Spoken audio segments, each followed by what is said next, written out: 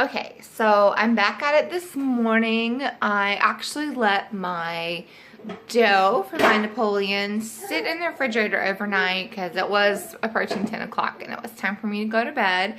So I've taken out a couple of my cookie sheets. Recipe calls for at least a 12-inch cookie sheet.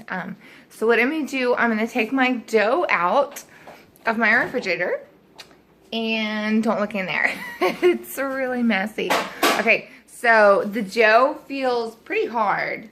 I'm hoping I didn't over chill it. But again, this is like a learning process. So I'm gonna roll this out into a couple of 1/2 inch in thickness, as round as I can get little cakes. So okay, so my dough was pretty hard. It was pretty hard to work with, but I resisted putting it in the microwave and softening it. So this is what I have come out with, and I rolled it out to about 1/2 inch, and I'm gonna stick it in an oven that was preheated to 400. I am gonna take a fork, and I am going to poke holes everywhere because we want the air, steam to come out of it. So like if you've ever made pizza dough and you see the big bubbles, you could do this to the pizza dough and make just make a way for the steam, the air to release. So I'm gonna stick that in the oven. Okay, so I put the first one in the oven. I guess the proper term would be that I aerated it. And they do sell a little rolling aerator. I probably may invest in one of those if I'm gonna continue making Napoleons. While that one's cooking, 5 to 7 minutes, you just have to check on it. I'm gonna start rolling out all my other sheets, which you're supposed to get about 8. I'll be doing good if I get 6. So I'm actually using this rolling pin that got a lot of my pastry creating started. My most favorite place in Disney World is France. And I guess for the culture, but really because of the pastries. So it's kind of cool. When my husband bought this for me, I had no idea I would actually be making Napoleon. So it is pretty cool. Okay, so the recipe calls to roll out your dough to 1/2 inch. I did a few pieces like that, and the 5 to 7 minutes wasn't long enough. I don't know if you can see her. That's my little helper. Can you say hi? She's always in the kitchen with me. That's one of my 3. That's Hannah. So I have rolled this one out pretty thin, kind of like phyllo, whatever you want to call it. So I'm gonna see what that's like whenever I bake that.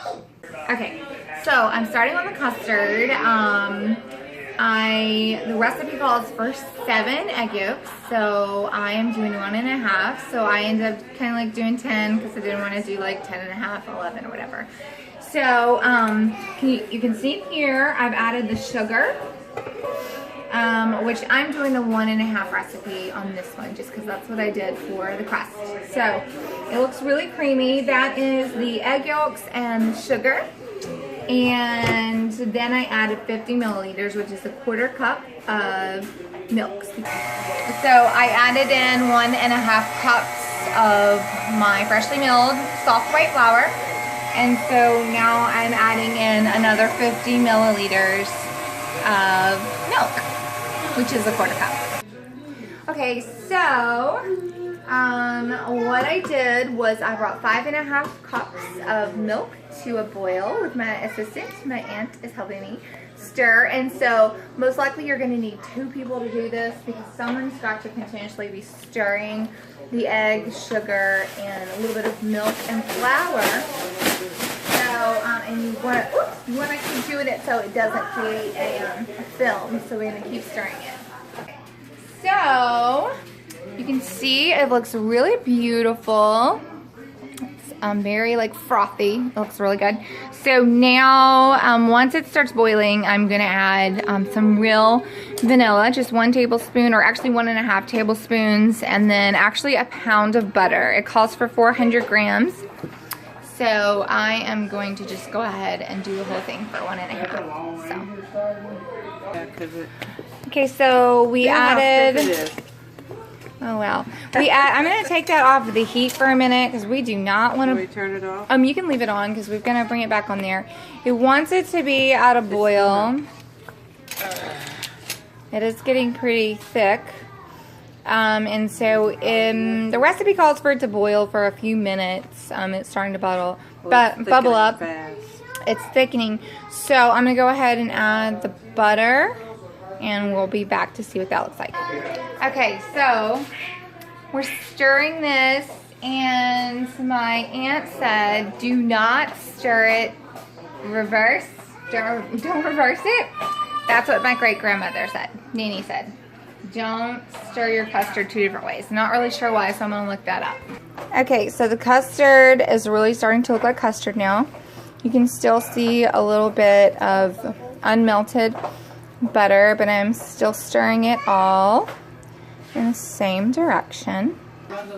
Okay, so I'm finishing pouring this in here. This is the custard. I am going to put it in the refrigerator. What I'm doing, I'm covering it with plastic wrap. So make sure you don't use a plastic bowl because it won't stick to it. So I'm using a metal bowl and a glass bowl. I'm going to cover it up to keep it from getting a thin layer over the top. And we'll be back when it's done. Alright, so we kind of skipped ahead and we have our layers here. And so I'm going to pour my custard out, and I've got about 7 or 8 layers, and so I'm just going to start going, and I will show you the finished product. Okay, so I put all my layers together, and we ended up doing 6 layers on this one, and then I made a second one. The recipe called that you did it for 1/2 inch thick, but I ended up rolling it even thinner, more like phyllo or phyllo, whatever you want to call it. And so that's what this one is right here. And so we are celebrating my birthday today. My family's over. So we're going to enjoy this, and hopefully you can let me know if you were able to try out this recipe. Thanks.